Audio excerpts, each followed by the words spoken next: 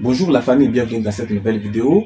Aujourd'hui, nous allons aborder un sujet d'actualité qui suscite beaucoup d'intérêt. L'absence du Rwanda lors des récentes discussions prévues ces 15 derniers. Quelles en sont les implications? Voici 3 choses essentielles que j'aimerais partager avec vous aujourd'hui.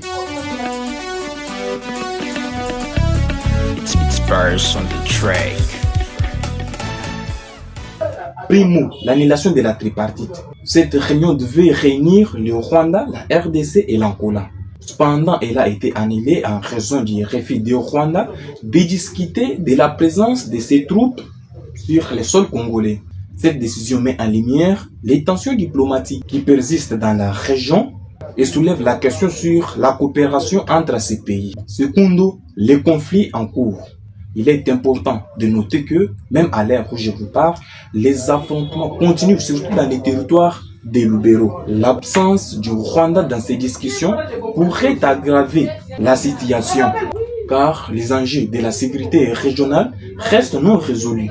La stabilité de l'Est de notre pays est tellement cruciale. Nous ne voulons pas entendre des cris de guerre. Nous voulons vivre paisiblement dans notre pays. Et sans ces dialogues, la situation pourrait se détériorer davantage. Et enfin, tertio, la négation de la présence militaire. Chers amis, le Rwanda continue de nier sa présence militaire sur le sol congolais malgré les preuves documentées par le rapport des experts des Nations Unies.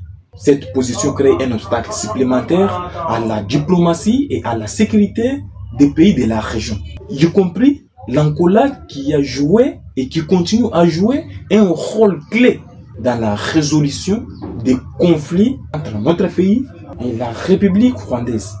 Chers amis, cette situation que vous avez entendue est tellement complexe et demande une attention particulière quant à ça.